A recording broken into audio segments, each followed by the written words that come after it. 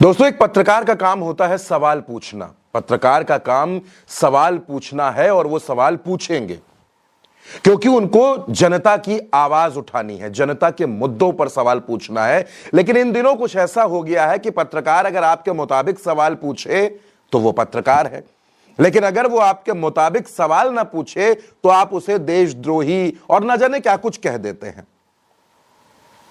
मध्य प्रदेश में यही हुआ। मध्य प्रदेश के इंदौर में जहरीला पानी पीने से करीब 10 लोगों की जान जा चुकी है।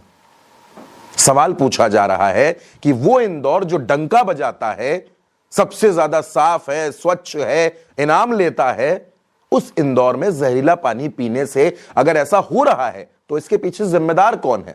मध्य प्रदेश की सरकार में मंत्री हैं कैलाश विजयवर्गीय, बीजेपी के बड़े नेता हैं, कई राज्यों के प्रभारी भी रह चुके हैं, महासचिव भी हैं पार्टी के, सरकार में मंत्री हैं। तो एक पत्रकार का यह फर्ज बनता है कि सरकार के मंत्री से यह सवाल पूछा जाए कि क्या हो रहा है, इसमें क्या कार्रवाई की जा रही है।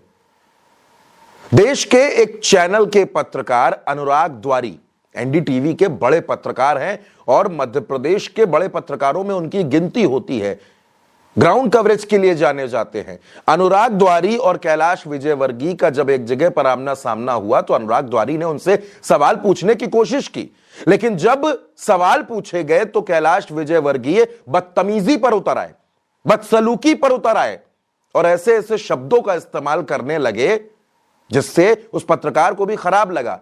लेकिन मैं दाद देता हूं इन पत्रकार की, वो पीछे नहीं हटे और लगातार कैलाश विजयवर्गीय की गाड़ी तक उनसे सवाल पूछते रहे और पूछते रहे कि आप जवाब दीजिए, आप इस भाषा का इस्तेमाल क्यों कर रहे हैं।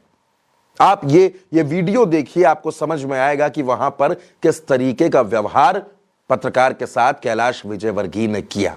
बहुत सारे लोगों को अभी तक जो रिफंड की बात कही गई थी वो भी नहीं मिला कैलाश जी, और पीने के पानी की ठीक से व्यवस्था। छोड़ो यार, तुम फोकट प्रश्न मत पूछो। नहीं फोकट नहीं, ये तो मैं तो वहाँ होकर आया हूँ। क्या घंटा हो गया? कैलाश जी बात ठीक से कीजिए, नहीं शब्दों का चयन ठीक रखिए। कैलाश जी आप ढंग से बात नहीं कर रहे हैं। नहीं आप, ये क्या शब्द होता है कि घंटा घंटा क्या शब्द होता है? आप, मैं तो जाऊंगा, लहजा इनको सुधारने कहिए। इतने सीनियर मंत्री घंटा घंटा क्या बोलते रहते हैं, बात करने की तमीज नहीं है। जो शब्द कैलाश विजयवर्गीय ने बोला, घंटा कुछ नहीं पता है, तो अनुराग द्वारी भी भड़क गए कि यह किस तरीके की भाषा है। आप मर्यादित शब्दों में जवाब दीजिए, हम आपसे सवाल पूछ रहे हैं, हमारा काम सवाल पूछना है, आप उसका जवाब दीजिए। आप इस तरीके की भाषा का इस्तेमाल क्यों कर रहे हैं? और उसके बाद उनके कुछ समर्थक भी बदसलूकी करने पर उतर आए। दोस्तों, शासन और सत्ता में बैठे लोग जनता के प्रति जवाबदेह हैं। आप लोकतंत्र के चौथे स्तंभ मीडिया के प्रति जवाबदेह हैं।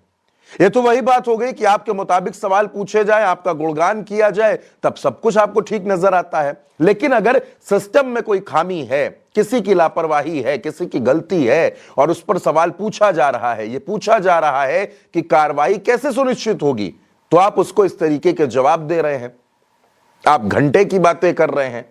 अब जब कैलाश विजयवर्गीय को पूरे देश से लानत मलानत मिलने लगी, आरजेडी, कांग्रेस, समाजवादी पार्टी, सारे सियासी दल मैदान में उतर गए और पूछने लगे कि आखिर ये किस स्तर की भाषा है, तब कैलाश विजयवर्गीय ये कहते हुए माफी मांगने लगे कि मैं बहुत दुखी था, मध्य प्रदेश में जो कुछ हो रहा है, जिस तरीके से जान जा रही है, मैं बहुत दुखी था, इसलिए इस तरीके की भाषा का इस्तेमाल मुझसे हो गया।